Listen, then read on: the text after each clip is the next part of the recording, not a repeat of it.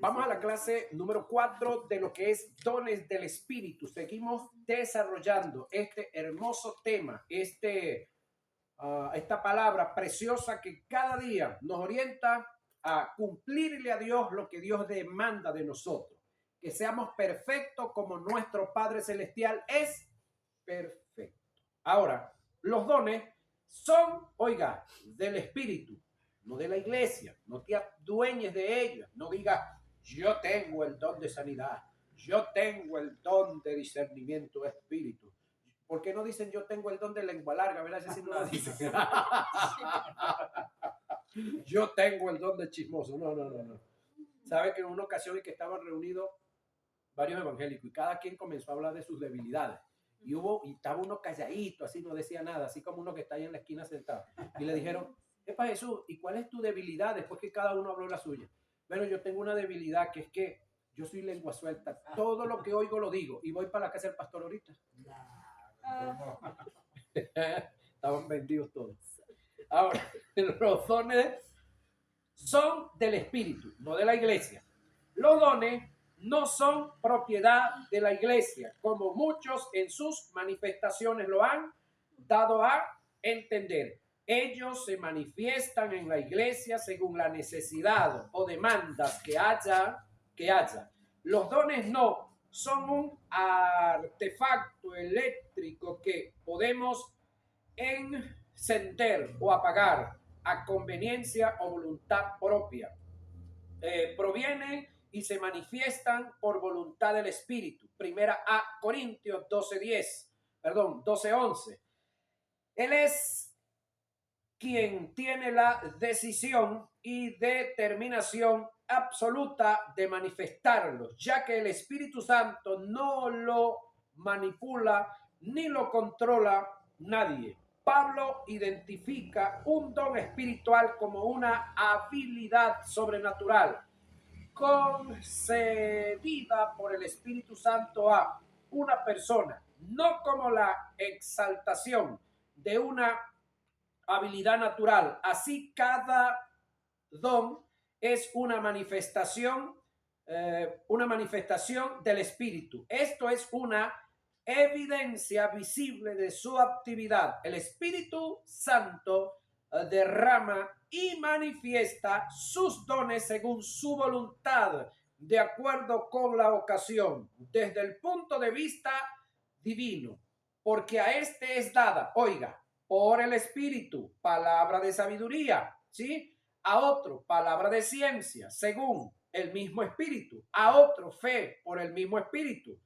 A otros, dones de sanidades por el mismo Espíritu. A otros, el hacer milagros. A otros, profecía. A otros, discernimiento de espíritus. A otros, diversos géneros de lengua. A otros, interpretación de lenguas. Pero todas estas cosas las hace uno y el mismo Espíritu, repartiendo a cada uno en particular como Él quiere, no como yo quiera, no como el predicador quiera, no como yo me proponga, como Él, ¿quién? El jefe, el dueño, el administrador quiera. Eso está en primera a Corintios 12, 8 al 11. Ahora, los dones espirituales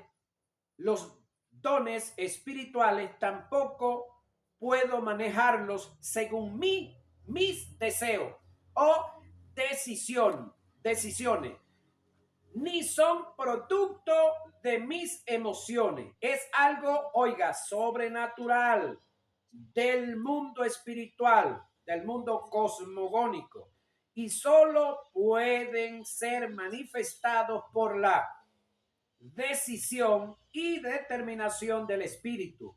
Cuando analicemos los propósitos de los dones, nos daremos cuenta, como siempre, debe haber un motivo o necesidad para que el Espíritu manifieste un don. Existe una acepción con el don de lengua cuando se manifiesta para devoción, es decir, para adoración, oración y alabanza. Pero se debe tomar en cuenta que dicha manifestación se hace en lo personal, en un estado de privacidad e intimidad, cuando expliquemos la manifestación del don de lengua, daremos mejores detalles. Otro de los aspectos en los que debemos estar claros es de ciertos creyentes quienes se creen, oiga, dueños y amos absolutos de un don en especial. Una de las ideas que más ha prevalecido en nuestra congregación es que Dios en forma permanente da uno o varios dones a determinadas personas, las cuales se transforman oficialmente en los únicos que hablan en lengua o interpretan o sanan. Quienes asumen esta posición se apoyan en el texto que dice porque este es dado a palabra de sabiduría, a otra palabra de ciencia, según el mismo espíritu. Primera a Corintios 12:8, sin percatarse que este capítulo relata la alternativa de una reunión de iglesia durante la cual el Espíritu Santo está inspirando a una y a otra para manifestar sus variados dones. No significa que un individuo en particular recibe uno o más dones que son única y exclusivamente de él, es decir, controla patente. Los que sí es cierto es que quien haya recibido al Espíritu Santo recibe todos los dones porque Él es el Señor de los dones. Pregunto, ¿hay alguien aquí que recibió a Cristo? Por haber recibido a Cristo, el Espíritu Santo mora en ustedes. Por lo tanto, en ustedes están todos los dones. Ahora, una cosa es que ustedes tengan todos los dones y otra cosa es que ustedes pueden usarlo como ustedes quieren, es imposible. El Espíritu Santo es el que los va a manifestar como Él quiere. Amén. Esto nos muestra la posibilidad que un creyente en quien mora el Espíritu Santo posea todos los dones, ya que estos son inherentes en el Espíritu. Pero no debemos olvidar que los dones han de manifestarse de acuerdo a su voluntad, a la de Él, no a la tuya. Y según sea la necesidad. Primera a Corintios 12:11. ¿Son los dones para estos tiempos? Buena pregunta. Recuerdo en una ocasión, uno de mis amados hermanitos que se congrega en una iglesia que nosotros la etiquetamos sana doctrina, porque ellos se hacen llamar sana doctrina. Entonces nosotros le pusimos a la iglesia sana doctrina. También le decimos los calladitos porque ellos hacen culto y no usan ningún tipo de instrumento, solamente cantan del himnario, a voz, más nada. Ni equipo usan. Cuando la iglesia es muy grande que necesitan que al llegue allá, sí usan sonido, pero no son parranderos como nosotros. Ahora, él me dijo a mí que los dones se habían acabado. Oye, eso me sonó a mí, pero me llevó a estudiar. Entonces mira lo que yo conseguí estudiando. ¿Son los dones para estos tiempos? Es una pregunta. Para responder esta interrogante debemos analizar en primer lugar el propósito de los dones. Los cuales son para edificar. ¿Para qué son los dones? Para edificar, diga. Exhortar y consolar. Tres cosas para los cuales son los dones. Perfeccionar, confortar y conformar. Para que los dones dejen de tener vigencia, mira lo que viene, y dejen de funcionar, la iglesia debe alcanzar en su totalidad dichas propiedades. Según el apóstol Pablo, los dones dejarán de tener función, oiga, cuando venga lo perfecto. Ahora pregunto yo, ¿lo perfecto ya vino? Pregunto yo, ¿lo perfecto ya vino? Sigo preguntando, ¿necesita la iglesia ser edificada? Pregunto, responda por allá. ¿Necesita la iglesia ser edificada? Sí. ¿Necesita la iglesia ser exhortada? Sí. Exhortada sí, pero insultada no. No, sí, lo digo porque aquí vino un tipo, bueno, con el perdón de los tipos, no, vino un predicador extranjero un día y en Nuevo Circo llega y le dice a la población, hermano, todos pueden ponerse de espaldas al púlpito, todos pónganse mirando para allá, como para donde está el sol allá. De todos se pusieron así de espaldas a él. Entonces les dijo, así como ustedes están de mí, están ustedes delante de Dios. Ya va, ¿qué insulto es ese? Porque es un extranjero, porque viene de una isla por allá. ¿Y qué broma es esa? Eso es un insulto para la iglesia. Ah, pero como es el evangelista fundamental, la gente se ríe. No, yo estoy allí y le apago el sonido. Hombre, respete. Ahora, ¿por qué nosotros como predicadores, guiados por el Espíritu, estamos para exhortar, no para insultar? Entonces, ¿necesita la iglesia ser exhortada? Sí. ¿Consolada? Sí. ¿Perfeccionada? Claro que sí. ¿Necesita la iglesia ser confortada? Sí. ¿La iglesia necesita ser conformada? Sí. Entonces, ¿qué es el instrumento para hacer todo esto? Los dones. Es más, te digo algo. Dios levantó en la iglesia 5 ministerios. Tomata. Esos ministerios fueron levantados porque hubo la necesidad. Ahora la pregunta es esta. Quiero que analice usted, pastora, junto. Préstele a esto. Esto viene serio. ¿Quiénes son mayores? Escuche esto. Analicen en frío todo. ¿Quiénes son, los ministerios, los 5, son mayores que la iglesia o la iglesia es mayor que los 5 ministerios? También para los que me están viendo por las redes y me pueden responder también por YouTube. Es decir, ¿la iglesia es mayor que los ministerios o los ministerios son mayor que la iglesia? Quiero respuesta de eso. Pregunto yo, ¿quiénes son mayores? ¿Los jefes o los esclavos?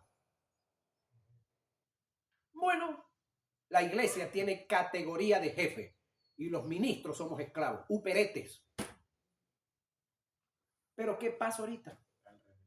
Muchos pastores se comportan, creo que la palabra es despótica, por ahí está cerca. Se comportan como no deben, se comportan como jefe. ¿Sabe por qué? Porque no entienden todavía el liderazgo. Aquí se acaba de dar un seminario que algunos agarraron algo por ahí.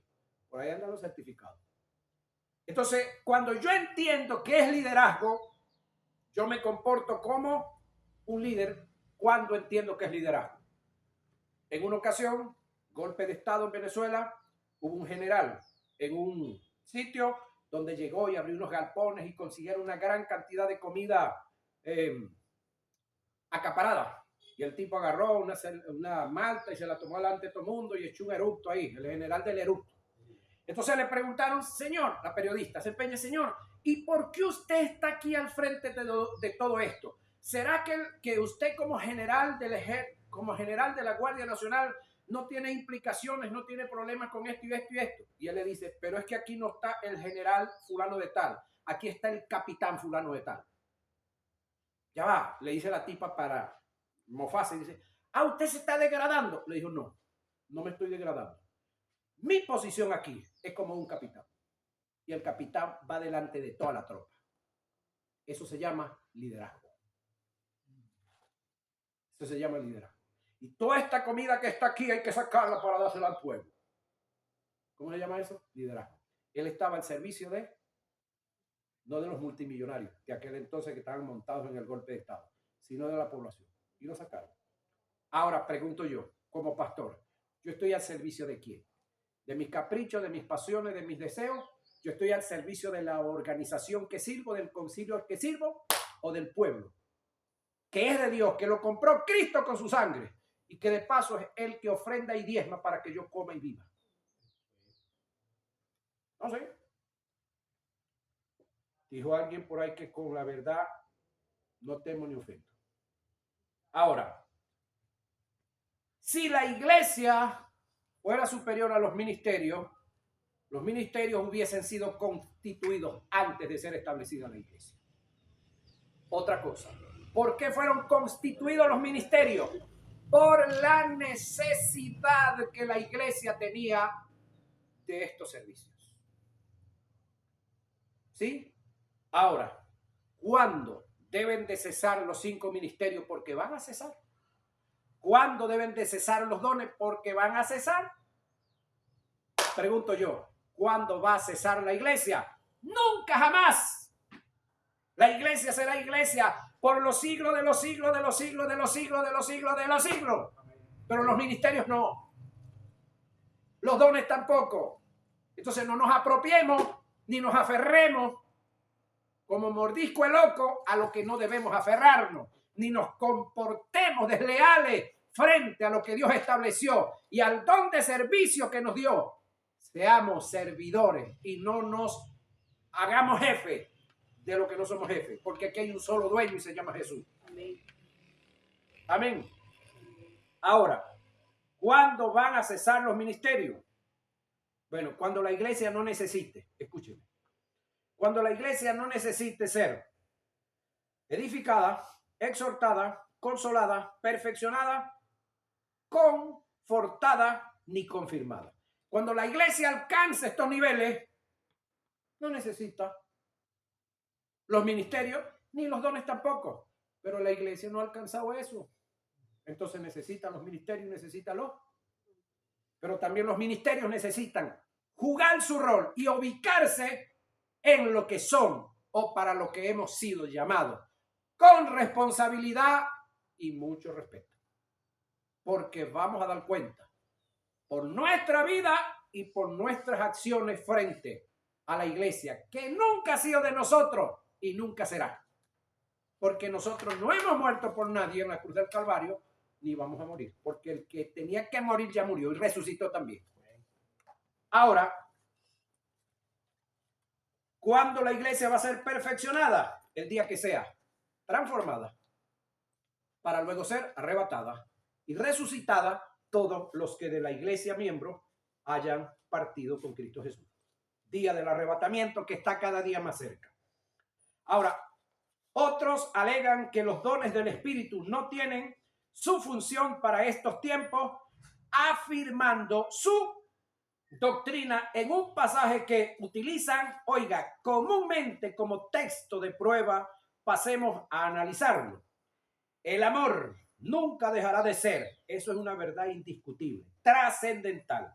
Más las profecías, oiga, se acabarán. Consígame el verbo a esta expresión aquí. Más las profecías se acabarán. Dame verbo. Se acabarán. Futuro. No dice que se han acabado. Ajá, se acabarán en el futuro. Ahora, y cesarán la lengua y la ciencia ha de ser quitada, porque en parte conocemos, sí, en parte profetizamos, sí, por ahora. Mas cuando venga lo que es perfecto, entonces lo que es en parte será quitado. Eso está en 1 Corintios 13, 8 al 10. Ahora, solamente un avistazo a las escrituras nos muestra que el periodo al cual hace referencia el pasaje no es de esta época, sino a la que está por venir. Una persona, por muy indocta o falta de conocimiento que sea, sabe por lógica que lo perfecto aún no ha llegado. Pablo dice que cuando venga la etapa del pleno conocimiento, que todavía no lo tenemos, donde veremos las cosas tal como son, no como en un espejo borroso. La etapa de la perfección a la que Pablo llama lo perfecto viene siendo el estado de la glorificación de la iglesia, donde no necesitaremos de los dones espirituales según lo presentado por el apóstol en el pasaje. Aún estamos en la etapa de la niñez, eso es cierto, en cuanto al amor y a la perfección. En contraste con los dones, lo que Pablo quiso decir fue: los dones en comparación con el amor son temporales y los dones en comparación con el estado de perfección son incompletos. Por otra parte, se debe aclarar que lo dicho por Jesús en Mateo 1:13 cuando expresó todos los profetas, oiga, y la ley profetizaron hasta Juan, sí, pero de Jesús. Quiso decir fue que el último profeta que profetizó bajo la ley acerca del Mesías sería Juan, porque el Hijo de Dios estaba entre vosotros. Con estas expresiones Jesús no está anulando el oficio o el don espiritual de profecía, porque en Efesios 4:11 dice que él mismo constituyó profetas.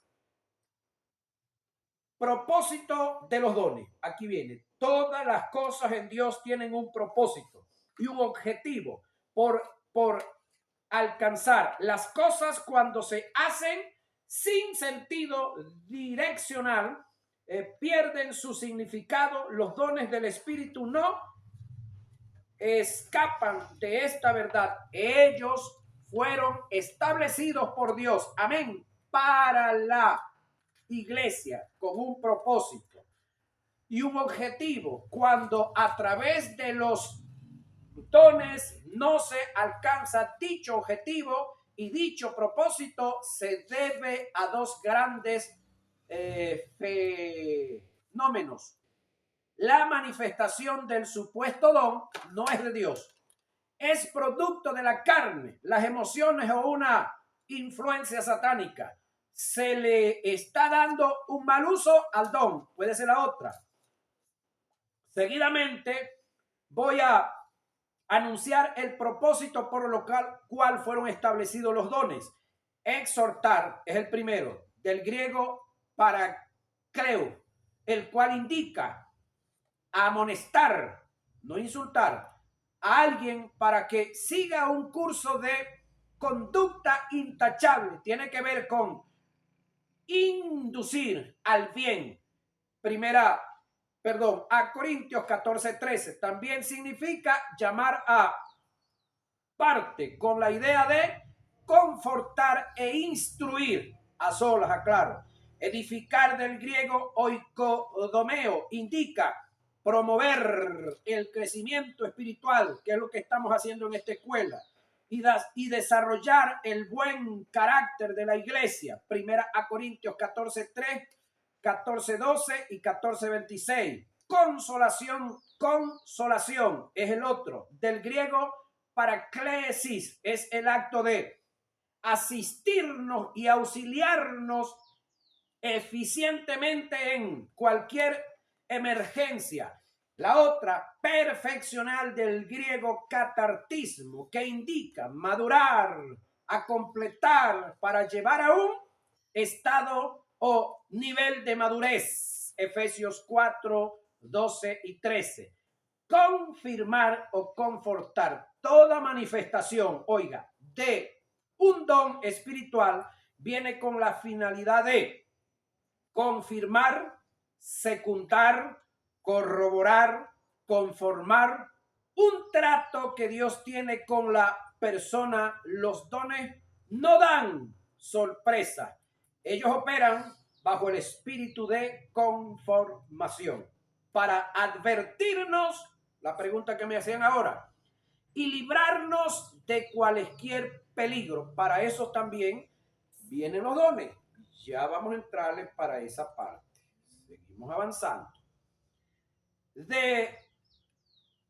Con el propósito de librarnos de cualquier peligro que se pueda presentar, sea por efectos de la naturaleza o por parte de una maquinación satánica que se está planificando para dar una emboscada.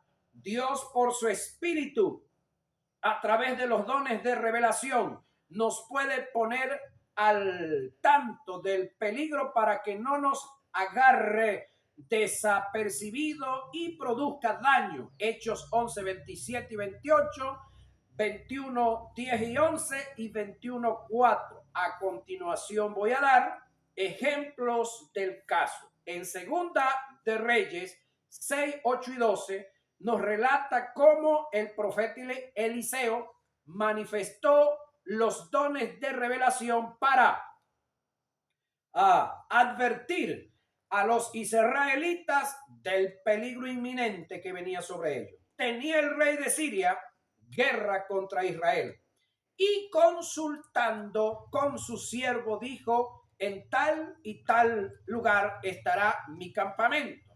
Y el varón de Dios envió a decir al rey de Israel: mira, que no pases por tal lugar, porque los sirios van allí. Entonces el rey de Israel envió a aquel lugar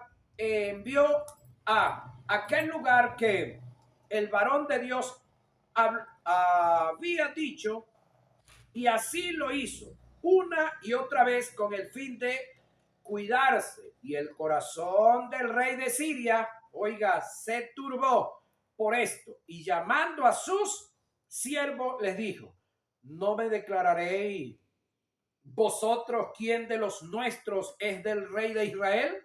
Entonces uno de los siervos dijo: no, rey, señor mío, sino que el profeta Eliseo, oiga, está en Israel, el cual declara al rey de Israel las palabras que tú hablas en tu recámara más recóndita, más secreta. Segunda de Reyes 6, 8 al 11. Mira el caso. Un país, otro país. En guerra, inconversos los dos. Uno con promesas, el otro sin promesa, pero Dios defendiendo la causa. A través del don temporal. ¿Sí? Ahora, en Hechos tenemos un ejemplo muy claro. Se trata de la manifestación del don de profecía que se dio por medio de un profeta llamado Agabo, donde dio advertencia de una hambruna que se avecinaba en la tierra habitada de Palestina, o en este caso de Judá, porque le aclaro algo, ya que toqué el tema de Palestina. Palestina, o la tierra que se le conoce ahorita como Palestina, se le conoce con ese nombre desde el 125 después de Cristo. Oiga, desde el 125 después de Cristo. Antes, eso era el reino de Judá. ¿Cristo nació a dónde? Belén de Judá, Belén del reino de Judá. Israel, por desobedecer a Dios y no aceptar a Jesús como el Mesías, en el año 70 fue aniquilado. ¿Sí? Israel fue rodeada por 3 años por los